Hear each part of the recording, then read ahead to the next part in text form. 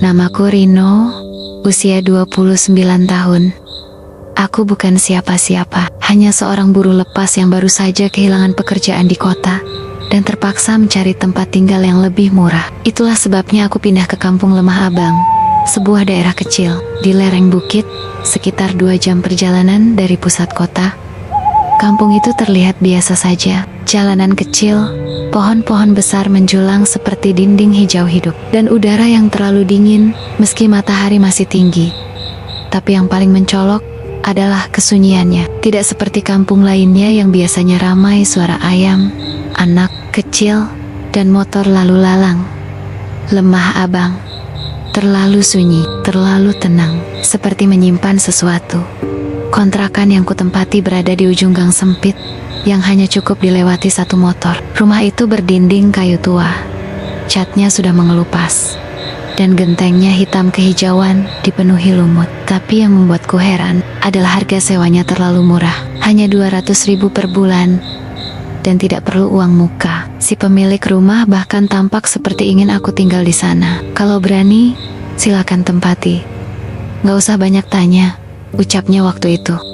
Datar, tidak ada senyum, matanya seperti menyimpan sesuatu. Tapi aku terlalu lelah dan putus asa untuk peduli. Hari pertama masuk ke rumah itu, hawa dingin langsung menyergap. Bukan dingin biasa, tapi dingin yang membuat tengkuk terasa berat. Udara di dalam rumah seperti tak pernah bersentuhan dengan cahaya. Aku membuka semua jendela dan pintu, tapi tetap saja terasa sesak dan lembab. Aku pikir mungkin karena lama tidak dihuni. Tapi ketika malam datang, aku mulai paham kenapa rumah itu selalu kosong. Jam dinding menunjukkan jam 1:58 saat aku terbangun oleh suara ketukan tok tok tok 3 kali, pelan tapi sangat jelas. Aku bangkit dari kasur, duduk, mencoba fokus. Suara itu berasal dari pintu depan. Mungkin tetangga, tapi siapa yang bertamu jam segini? Aku menunggu. Tidak ada suara langkah, tidak ada panggilan. Tok tok tok. Suara itu terdengar lagi. Kali ini lebih keras, lebih berat, seperti diketuk dengan sesuatu yang bukan tangan manusia. Aku mendekati pintu perlahan, tanpa menyalakan lampu. Kupelototi celah di bawah pintu, berharap melihat bayangan kaki atau apapun. Kosong. Dengan napas tertahan, aku membuka pintu perlahan. Angin dingin langsung menerpa wajahku, gelap, sunyi. Tidak ada siapapun di luar sana. Tapi pintu itu terasa seperti habis disentuh tangan penuh lumpur dingin. Aku menutupnya sepat-sepat, menguncinya, dan kembali ke kasur. Kupaksakan tidur, tapi mataku tak bisa terpejam. Lalu, kaca jendela kamarku mulai bergetar pelan. Tok, tok, tok. Kali ini dari arah belakang rumah. Aku tak berani bergerak, tak berani melihat ke jendela, tapi aku tahu ada sesuatu di luar sana. Berdiri, mengetuk pelan, seperti menanti aku membukakan. Dan saat itu juga, untuk pertama kalinya, aku mencium bau tanah basah dan anyir kemenyan terbakar. Aku tak tidur malam itu. Bukan karena takut, tapi karena tubuhku seperti lumpuh. Dingin di luar merambat, masuk lewat sela-sela dinding kayu. Dan entah kenapa, meski sudah memakai jaket, tubuhku terus menggigil. Jam dinding tua yang kutaruh di ruang tengah berdetak keras. Tiap detiknya seperti memukul telinga. Pukul 02.00 dini hari. Tok, tok, tok, 3 ketukan. Pelan tapi berat. Aku membeku. Suara itu datang dari pintu depan. Lagi. Aku mencoba berpikir logis. Mungkin anak-anak iseng, tapi kampung ini terlalu sunyi untuk ada anak-anak keluyuran malam-malam. Dan siapa yang mau main-main di rumah kontrakan yang katanya angker? Kakiku bergerak pelan. Aku mendekati pintu. Ada suara napas pendek, berat seperti seseorang sedang berdiri tepat di luar, menunggu dengan jantung berdegup liar. Aku meraih gagang pintu. Ku pelintir perlahan. Bunyi klik kunci terdengar nyaring di tengah malam yang hening.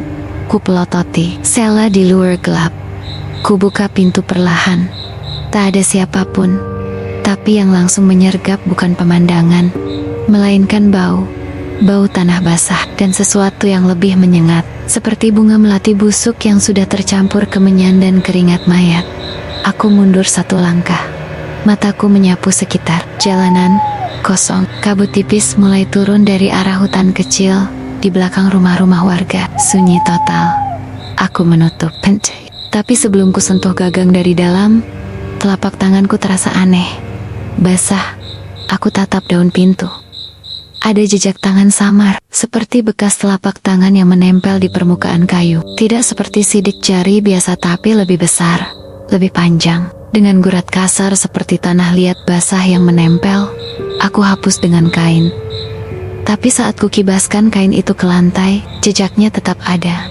Kupaksa menelan ludah, kembali ke kamar, duduk di pinggir kasur, dan ketika aku berpikir semuanya sudah selesai, terdengar lagi, tok, tok, tok.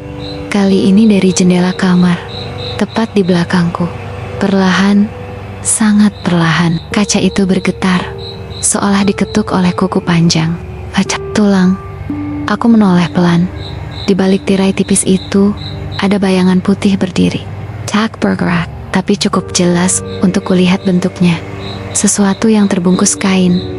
Kain yang menutup seluruh tubuhnya, dan hanya bagian wajahnya yang samar terlihat seperti tanah dan luka. Aku menahan napas, lalu bayangan itu menghilang siala di telan. Kegelapan malam, aku tidak tidur sama sekali malam itu. Dan saat fajar menyingsing, aku mendapati bekas lumpur di luar jendela kamarku. Seperti ada sesuatu yang berdiri di sana. Sangat lama, ketika ketukan itu berpindah ke kaca jendela kamar. Aku tak langsung menoleh. Bukan karena tidak sadar, tapi karena tubuhku menolak untuk bergerak. Ada semacam insting kuno dalam diriku yang berkata, jangan lihat ke arah itu. Jangan pernah lihat langsung ke kaca. Tapi suara itu memaksa. Tok, tok, tok. Ketukan pelan, tapi ritmenya seperti diulang, seperti meniru detak jantung orang yang ketakutan. Sekali, lalu jeda, lalu dua kali cepat, samar dari balik tirai tipis yang kusangkutkan sembarangan sejak kemarin sore. Aku melihat sebuah bayangan, berdiri diam, putih kusam, bungkus kain panjang menggantung tak rapi di sisi tubuhnya. Kepalanya seperti miring sedikit, seperti sedang memiringkan wajah, mengawasi dari balik jendela. Dadaku terasa seperti diremas dari dalam. Tanganku gemetar tanpa bisa dikontrol. Aku tahu itu bukan manusia, bukan maling, bukan anak-anak. Itu bukan makhluk hidup. Kupaksa tangan ini bergerak, meraba ke arah saklar, lampu yang letaknya di sisi dinding. Jari-jariku menyentuh saklar, dan saat ku klik, cahaya memenuhi kamar, dan seketika bayangan itu menghilang. Bukan berjalan, bukan lari, tapi seperti dihapus dari pandangan. Sekejap saja, seolah tak pernah ada. Aku menghampiri jendela, pelan, menyingkap tirai dengan tangan. Yang kulihat keluar, kosong, tapi ada bekas. Kaca jendela berembun karena dingin, tapi di bagian tengah ada jejak lingkaran samar, seolah seseorang menempelkan dahinya ke sana. Dan di bawahnya, 5 goresan vertikal, seperti bekas kuku panjang yang menyeret pelan ke bawah kaca. Aku mundur. Tak berani tidur, tak berani mematikan lampu.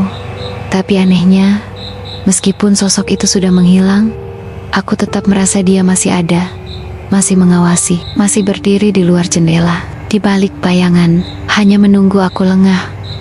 Dan malam itu, saat aku mencoba menenangkan diri dengan memutar radio kecil milikku, terdengar suara dari sela-sela gangguan siaran statis. Bukakan. Aku belum selesai. Pagi harinya, aku duduk diam di teras rumah kontrakan, mata merah, kepala berat. Aku tak tidur semalam. Rasanya seperti tubuhku kehilangan suhu normal, dingin menusuk sampai ke sumsum. Aku tidak berani cerita pada siapapun, tapi ada satu wajah yang dari kemarin terus memperhatikanku. Seorang lelaki tua, kurus, mengenakan kopiah hitam dan sarung batik, berdiri di seberang jalan. Wajahnya tak asing. Dia salah satu tetangga yang sempat kupanggil Mbah kemarin sore saat minta tolong memperbaiki meteran air. Namanya Mbah Tarji. Melebu disik. "Leh," katanya siang itu. Aku menurut. Masuk ke rumahnya yang sederhana dan penuh bau minyak kayu putih. Kami duduk bersisian. Ia menatapku dalam diam cukup lama, lalu berkata pelan, "Kowe wis dianggap urip nang kono. kamu sudah dianggap hidup di sana. Aku tak langsung paham, tapi detik berikutnya, ia mulai bercerita. Rumah yang kamu kontrak itu dulu tanah kosong. Dekat banget sama kuburan tua. Ada seorang kakek, tinggal sendirian, gak punya keluarga. Gak ada yang ngurus waktu sakit. Warga baru tahu dia meninggal setelah bau busuk nyebar dari rumahnya. Aku menelan ludah, tangan gemetar sendiri. Pas dikubur, warga cuma gotong seadanya, cepat-cepat. Katanya malam itu hujan deras, tanah becek. Semua terburu-buru. Dan ada satu hal yang dilupakan. Aku memutar kepala pelan, menatap matanya yang mulai berkaca-kaca. Tali pocongnya gak dibuka. Suasana hening, dia dikubur, masih terikat, masih terbelenggu. Dan katanya, dulu kakek itu juga punya susuk yang gak pernah dicabut sampai mati. Waktu hidup, dia memang aneh, jarang bicara, wajahnya kaku, dan matanya kadang kayak bukan manusia. Aku mulai merinding. Setelah dikubur, mulai banyak kejadian aneh. Rumah di dekat kuburannya kosong terus.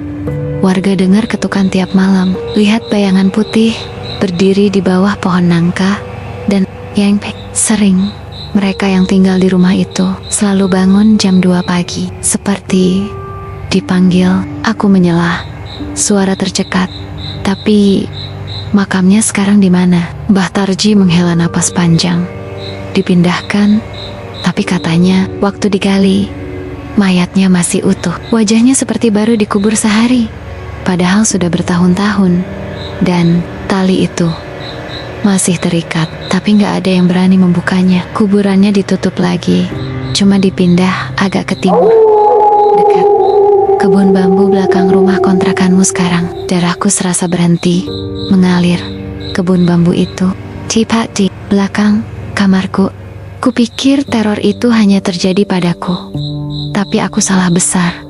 2 malam setelah cerita dari Mbah Tarji, aku mendengar suara gaduh dari rumah seberang. Teriakan seorang ibu diikuti tangisan anak laki-laki. Pagi harinya, ku dengar kabar. Jendela kamar mereka tek-tekatek tengah malam 3 kali. Lalu terdengar langkah di pekarangan, seperti seseorang menyeret kaki di atas tanah basah. Dan mereka melihat sesuatu. Sosok putih terbungkus kain, berdiri diam di bawah lampu jalan yang temaram. Tidak bergerak, tidak menghilang, hanya menatap, entah dengan apa. Karena wajahnya hanya gelap pekat dibalut kain lusuh, menghitam di bagian kepala. Kejadian itu seperti memicu rentetan horor berikutnya. Pak Ridwan, yang rumahnya di ujung gang, mendadak jatuh sakit. Katanya, setiap malam dia mendengar suara berbisik di ventilasi kamarnya. Awalnya tak jelas, tapi lama-lama menjadi kalimat, "Bukakan." Aku belum selesai, dan yang paling membuat warga geger, penampakan yang dilihat Bu Surti, janda tua yang tinggal sendirian, tak jauh dari kontrakanku. Pukul 3 pagi, dia bangun karena merasa ada yang menatap dari balik tirai ruang tamunya. Dan ketika dia memberanikan diri membuka, di sana, tepat di depan rumah, berdiri pocong tinggi, diam, dan tidak berkedip. Bukan 1-2 detik, tapi selama hampir 1 jam, sosok itu berdiri mematung, tak bergerak sedikit pun, sampai ayam berkokok. Dan saat pagi datang, tanah di depan rumah Bu Surti meninggalkan jejak lumpur. 2 telapak kaki arahnya bukan dari luar kampung, tapi dari arah kebun bambu. Warga mulai saling bicara, pelan, takut-takut, tapi semuanya mengarah pada satu kesimpulan. Pocong itu bukan hanya mengganggu, tapi seperti sedang mencari seseorang yang bisa membebaskannya, atau seseorang yang menggantikan posisinya. Malam itu, langit di kampung lemah abang pekat, tak berbintang. Angin dingin bertiup kencang dari arah bukit, membawa bau menyengat seperti bunga melati busuk yang tercampur tanah basah. Lampu jalan di ujung gang berkedip pelan, lalu mati total. Sunyi, seperti seluruh kampung ditelan kegelapan. Di ujung kampung, dekat kebun kosong yang jarang dijamah orang, berdiri pohon randu tua besar, menjulang dengan akar yang menyembul, seperti cakar keluar dari tanah. Pohon itu sudah lama dianggap angker. Konon, di bawah pohon itu dulu pernah ada yang mati tergantung, tapi cerita itu menghilang ditelan waktu. Tapi malam itu, cerita itu kembali. Pak Benu dan dua warga lain Samsul dan Mas Darto sedang meronda. Saat melintas dekat pohon randu, mereka mendengar bunyi aneh, seperti suara kain terseret dan cipratan air. Mereka menghentikan langkah, dan di bawah pohon randu itu, mereka melihat sosok putih melayang rendah, bukan berjalan, tapi tinggi sekitar 2 meter. Bungkus kain pocongnya kotor, compang-camping, menjuntai seperti belum selesai diikat. Dari sela lipatan kain di tubuhnya, menetes air dan lumpur pelan tapi pasti menetes ke tanah seperti darah basi dari luka busuk. Kepalanya tertunduk, tapi perlahan sosok itu menoleh, bukan dengan mata, tapi seluruh tubuhnya memutar tanpa suara, seolah tidak punya sendi, hanya satu gerakan mulus yang sangat tidak manusiawi. Samsul tersungkur, Darto muntah, Pak Benu pingsan. Esoknya, ketiganya ditemukan warga pagi hari, tergeletak dengan wajah pucat seperti kapur. Mereka tak bisa bicara selama berjam-jam, dan saat mulai bisa mengucap, hanya satu kalimat yang berulang-ulang mereka katakan. Bukan orang. Dia bukan orang. Kini, semua warga mulai paham. Ini bukan hanya tentang tali pocong yang lupa dibuka. Ada yang lebih gelap, yang disimpan tanah, yang tak ingin tenang. Karena semasa hidupnya, ia memilih abadi dengan cara haram. Dan sekarang, dia ingin dibebaskan atau menggantikan. Sejak kejadian di bawah pohon randu itu, kampung Lemah Abang tak pernah benar-benar tidur tenang lagi. Dan bagiku pribadi, malam Jumat berubah jadi neraka yang berulang. Pola itu dimulai tanpa pernah meleset. Pukul 01,57 dini hari, selalu jam segitu, udara di kamar mendadak turun drastis. Dinding terasa basah, seolah malam merembes dari celah retak terkecil. Tok, tok, tok, 3 ketukan di pintu depan. Bukan keras, tapi cukup untuk menusuk jantung. Aku tahu lebih baik diam, tapi rasa penasaran kadang lebih berbahaya dari ketakutan. Pernah sekali aku dekati pintu itu diam-diam, mengintip dari lubang kecil di sisi daun pintu. Kosong, tapi hawa dingin menembus pori-pori, dan pintu terasa berdenyut.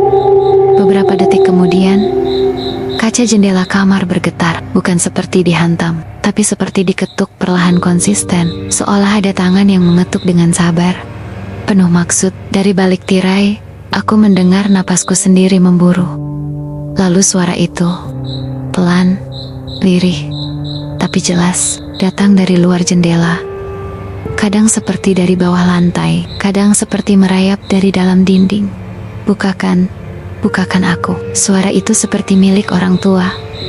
Parau, berat, penuh luka.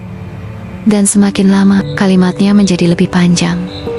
Bukakan, tali ini terlalu lama.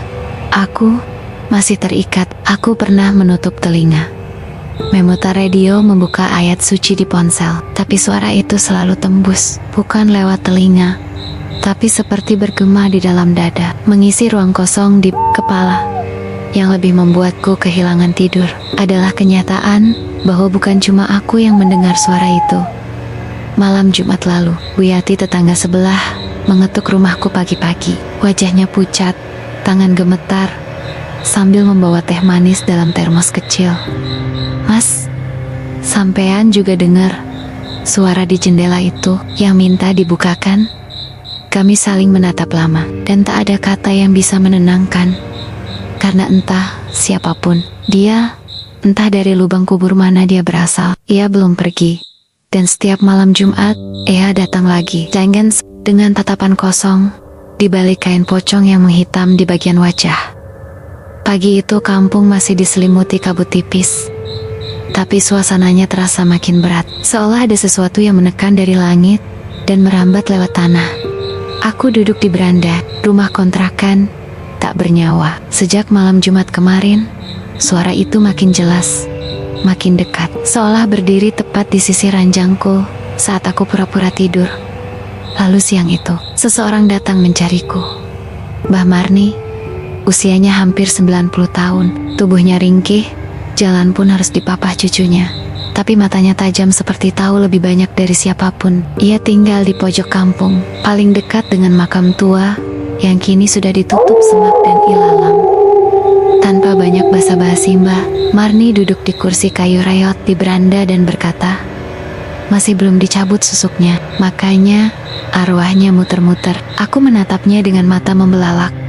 Belum sempat bertanya, dia melanjutkan, "Dulu kakek itu datang dari luar kampung. Orang pendiam, tapi banyak perempuan suka padanya. Wajahnya biasa saja, tapi tiap ngomong kayak bikin orang percaya entah apa yang ia bawa. Tapi ada yang bilang dia pasang susuk pengasihan dari dukun gunung. Susuk yang tak boleh dibawa mati." Tangannya yang keriput menggenggam lututnya erat. Matanya menatap tanah saat dia jatuh sakit. Gak ada yang tahu. Dia tinggal sendirian. Susuk itu tetap di dalam tubuhnya.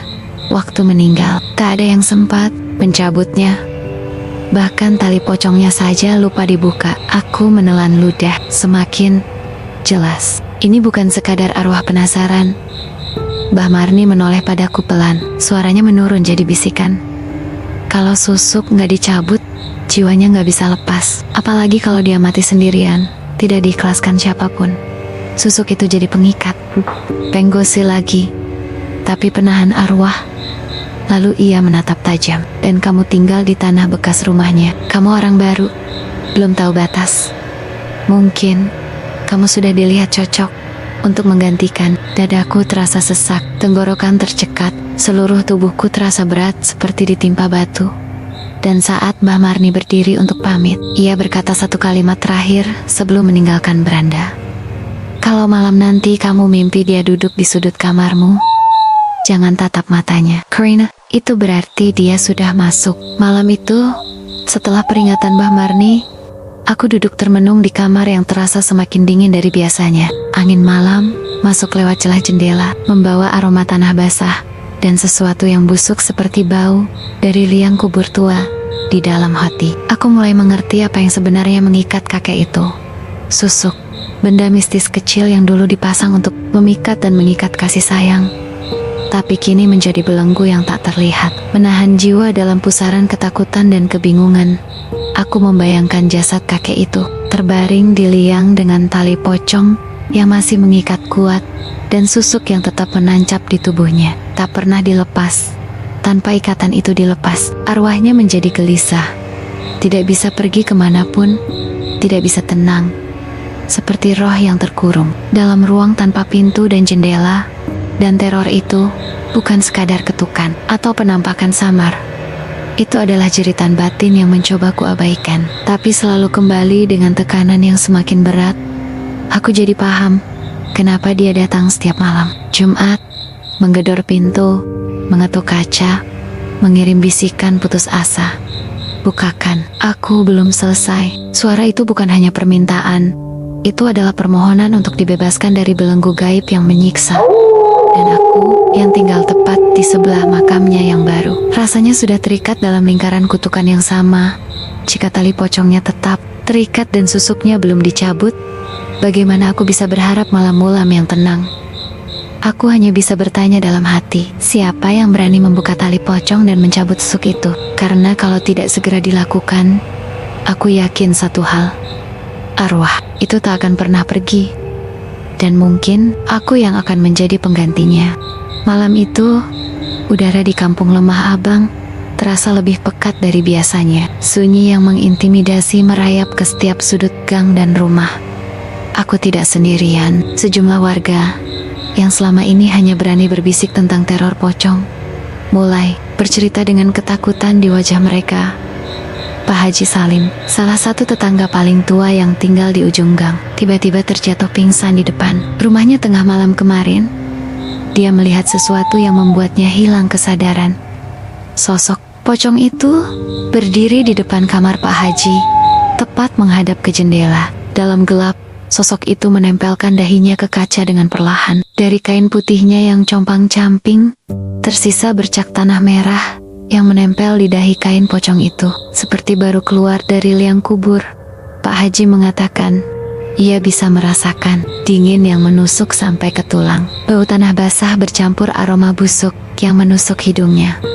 Sosok itu diam, tidak berkedip, dan tidak bergerak sama sekali selama berpuluh menit. Ketika Pak Haji mencoba melangkah mendekat, tubuhnya lemas seketika, dan ia terjatuh tanpa daya. Warga yang mendengar teriakan lantas berlari keluar, tapi pocong itu sudah lenyap, seperti kabut terserap udara malam. Sejak kejadian itu, ketakutan warga semakin memuncak. Siapa yang bisa bertahan jika sosok itu muncul di depan jendela kamar, menempelkan dahinya dengan tanah merah dari kuburan? Kami sadar, ini bukan sekadar arwah penasaran. Ini adalah roh yang terperangkap, penuh dendam, dan sangat menolak untuk dilepaskan. Beberapa malam, setelah teror pocong di jendela Pak Haji, suasana di kampung Lemah Abang makin tak menentu. Tak hanya suara ketukan dan penampakan di malam hari, kini mimpi warga juga mulai dirasuki sesuatu yang tak wajar. Beberapa orang dari yang muda hingga tua mengaku mengalami mimpi yang sama. Dalam mimpi itu, sosok pocong berdiri di sudut kamar. Wajahnya tertutup kain putih kotor, tapi suara berat dan pelan terdengar jelas dari balik kain itu. Suara yang tidak seperti manusia biasa, penuh keluhan dan kepedihan. Aku tak bisa kemana-mana. Lepaskan aku. Orang-orang yang bermimpi merasa tubuhnya seperti dibekukan. Tak mampu bergerak, hanya bisa mendengar suara itu bergema di seluruh ruangan. Mimpi ini datang berulang, terutama menjelang tengah malam, dan meninggalkan perasaan dingin dan berat yang tak hilang sampai pagi. Bu Yati, tetangga yang selalu ramah, mengaku mimpi itu membuatnya trauma, hingga tidak berani tidur di rumahnya sendiri. Dia pun mulai menghindar, datang ke rumah kontrakanku untuk sekadar ngobrol seolah mencari perlindungan dari teror yang makin nyata. Ketegangan ini membuat warga kampung sadar, arwah itu tidak hanya menyapa lewat dunia nyata, tapi juga mencoba menyampaikan pesan dari alam lain, pesan yang sangat jelas. Lepaskan dia. Namun, siapa yang berani membuka makamnya? Dan apakah benar dengan melepas tali pocong serta mencabut susuknya arwah itu akan tenang? Pertanyaan-pertanyaan itu menggantung di udara, menambah berat beban kami. Malam itu, suasana kampung Lemah Abang terasa lebih tegang dari biasanya. Semua warga berkumpul diam-diam di balai kecil untuk membicarakan rencana membuka makam, berharap menemukan jalan keluar dari teror yang sudah hampir tak tertahankan. Tiba-tiba, lampu listrik di seluruh kampung padam serentak. Kegelapan total menyelimuti setiap sudut rumah dan jalan setapak. Aku yang sedang berada di rumah kontrakan langsung meroba-roba mencari senter. Namun, sebelum sempat menemukan, suara aneh menggema dari atap rumah. Sebuah suara tawa berat, pelan, tapi menusuk hingga ke tulang. Tawa itu bukan tawa manusia biasa, lebih seperti teriakan gaib yang tercekik, penuh kesedihan dan kemarahan sekaligus. Aku membeku, nafas terhenti, jantung berdegup kencang. Lalu, suara berat itu seperti melompat turun dari atap. Dengan bunyi tamp yang keras di lantai kayu rumah, aku nyaris tak bisa bergerak, hanya bisa mendengar suara napas berat dari sudut gelap kamar. Lampu masih belum menyala. Tiba-tiba, bayangan putih berlalu cepat melewati dinding. Satu hal yang aku ingat jelas, tali pocong yang masih terikat itu bergerak seakan ada yang menariknya dari dalam kegelapan. Tubuhku gemetar, dan aku sadar, malam ini bukan hanya soal ketakutan biasa. Ini adalah pertanda bahwa arwah kakek itu semakin dekat, semakin gelisah, dan mungkin semakin marah. Setelah berbagai kejadian menakutkan itu, warga kampung sepakat untuk mendatangkan seorang dukun yang sudah terkenal akan kemampuannya menghadapi makhluk halus. Harapannya, arwah pocong yang mengganggu bisa diusir, atau setidaknya dikendalikan. Dukun itu datang pada malam yang sudah disepakati, membawa perlengkapan lengkap, kemenyan, dupa, lilin, dan berbagai benda ritual. Kami berkumpul di depan rumah kontrakanku, tempat gangguan paling sering terjadi. Dukun mulai membakar kemenyan, mengucapkan mantra-mantra yang tak kami mengerti. Namun, tiba-tiba, asap kemenyan yang semula membumbung perlahan mengecil, lalu padam. Api di ujung kemenyan pun mati seketika, seolah ada tangan gaib yang memadamkannya. Tidak hanya itu, semua lilin yang sudah menyala di sekeliling kami mendadak padam bersamaan, meninggalkan kami dalam gelap gulita. Tiba-tiba terdengar suara aneh dari belakang rumah. Suara seperti tanah bergeser, gemerisik dan dentuman pelan. Kami menoleh ke arah sumber suara itu, Di sana, tanah di dekat makam kakek tua itu bergeser perlahan, seperti sesuatu yang mencoba keluar dari dalam liang. Dukun mencoba menguatkan diri, tapi wajahnya berubah pucat. Bibirnya gemetar. Ia bilang, ini bukan arwah biasa. Susuk yang belum dicabut, dan tali pocong yang masih mengikat jasad kakek itu memberi kekuatan gaib yang sulit ditembus. Upaya pengusiran kami gagal. Kami bahkan merasa semakin diintimidasi oleh keberadaan arwah yang tidak bisa dilepaskan itu. Ketakutan menyelimuti kami. Semua pertanyaannya kini makin jelas. Siapa yang berani membuka makam dan membebaskan arwah itu dari belenggu susuk dan tali pocong? Setelah upaya pengusiran gagal dan teror semakin menjadi-jadi, warga kampung Lemah Abang akhirnya berkumpul kembali dalam suasana yang sangat tegang. Rasa takut bercampur lelah. Tak ada lagi jalan lain selain menghadapi masalah itu secara langsung. Di balai kampung, suara-suara gusar bercampur ketakutan terdengar nyaring. Pak RT membuka rapat singkat dengan suara berat. Kita semua sudah terlalu lama hidup dalam ketakutan. Ini bukan sekadar arwah biasa, tapi ada ikatan kuat yang menahan jiwanya. Tali pocong itu harus dilepas, susuknya harus dicabut. Semua saling berpandangan. Ada yang mengangguk, ada yang menunduk, takut dengan konsekuensi keputusan ini. Ibu-ibu yang biasanya paling vokal pun hanya diam, menahan getar di dadanya. Keputusan sudah bulat, makam si kakek tua itu harus dibuka kembali. Tali pocong yang lupa dibuka saat pemakaman dulu harus dilepaskan. Susuk pengasihan yang tertanam dalam tubuhnya harus dicabut dengan ritual khusus agar arwahnya bisa tenang, agar teror ini berhenti. Namun, sebelum melangkah lebih jauh, kami tahu bahwa membuka makam bukan hal mudah. Butuh keberanian luar biasa, butuh persiapan mental dan spiritual yang kuat. Dan yang paling penting, kami harus melibatkan seorang dukun yang benar-benar mengerti cara mencabut susuk tanpa membangkitkan kemarahan arwah. Satu hal pasti, perjalanan ini akan berbahaya. Dan tidak semua dari kami mungkin akan kembali dengan selamat. Malam sebelum pembongkaran makam kakek tua itu tiba, suasana di kampung Lemah Abang sudah seperti neraka kecil yang tak berkesudahan. Setiap rumah, tanpa terkecuali, dihantui teror yang semakin parah. Ketukan 3 kali di pintu depan kembali terjadi, bahkan lebih keras dan lebih menggema daripada sebelumnya.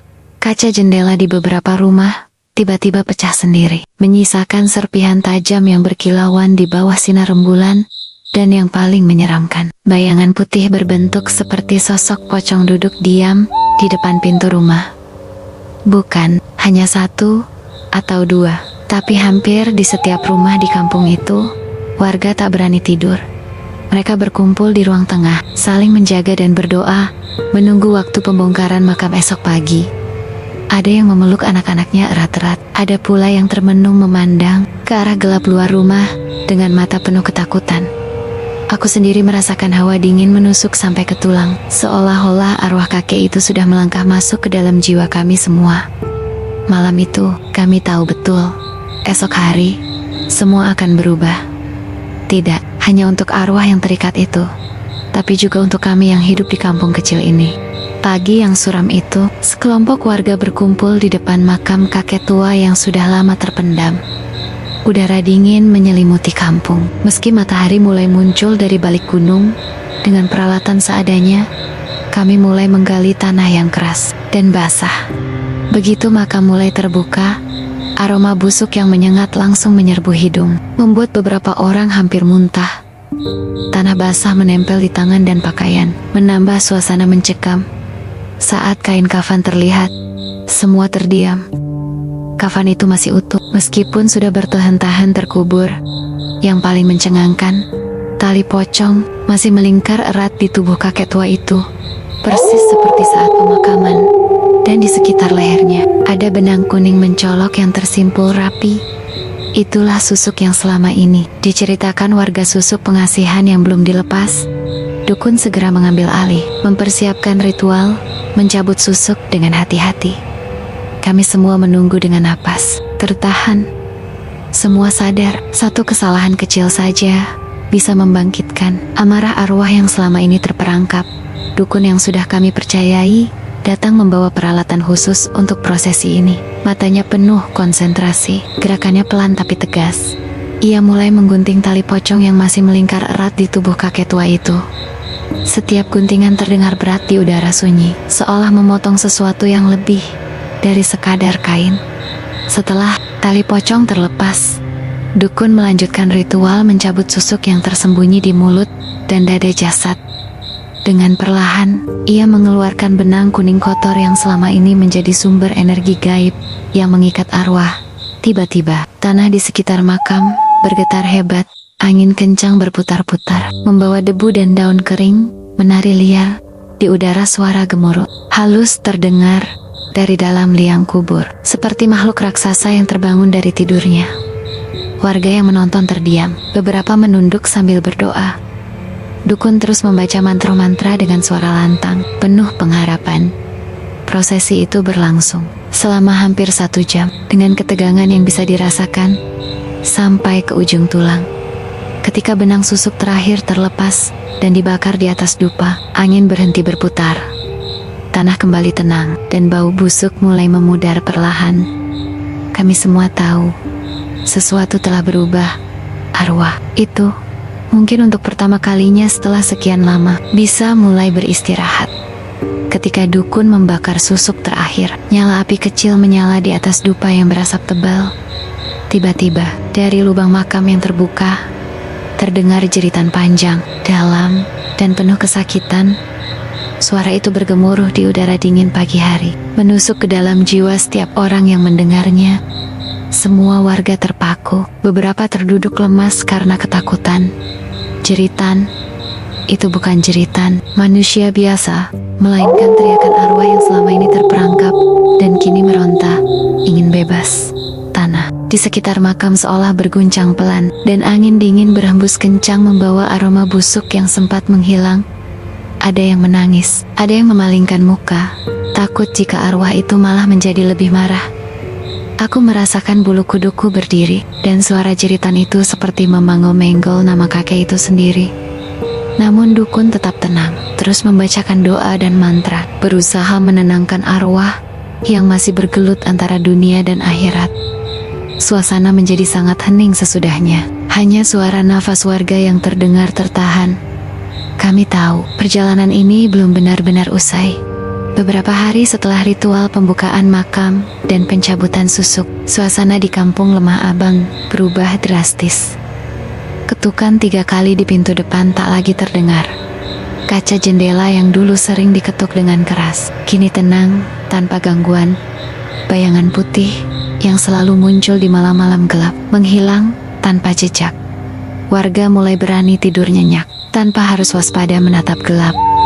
Udara di kampung terasa lebih ringan, seperti beban berat yang selama ini membelenggu, akhirnya terangkat. Ibu-ibu yang dulu sering menangis karena ketakutan kini tersenyum kembali. Anak-anak mulai bermain di halaman, tanpa rasa takut. Aku pun merasakan damai yang tak pernah kurasakan sejak pertama kali pindah ke sini. Malam berubah dari neraka menjadi pelukan hangat yang menenangkan. Mungkin arwah kakek itu akhirnya bisa beristirahat dengan tenang, dan kampung kecil kami pun kembali hidup seperti dulu. Namun, cerita ini akan selalu menjadi peringatan. Ada kekuatan gaib yang tak bisa dianggap remeh, dan ikatan yang terlupakan bisa menimbulkan teror yang nyata. Setelah semua teror itu berlalu dan kampung kembali tenang, aku memilih untuk tetap tinggal di kontrakan tua itu. Rumah itu kini terasa berbeda, lebih damai, tak lagi berhiaskan bayangan putih atau ketukan misterius. Namun, ada sesuatu yang tak bisa kupastikan. Kadang, tepat pukul 2 dini hari saat hujan rintik turun perlahan, aku masih mendengar ketukan pelan di kaca kamarku.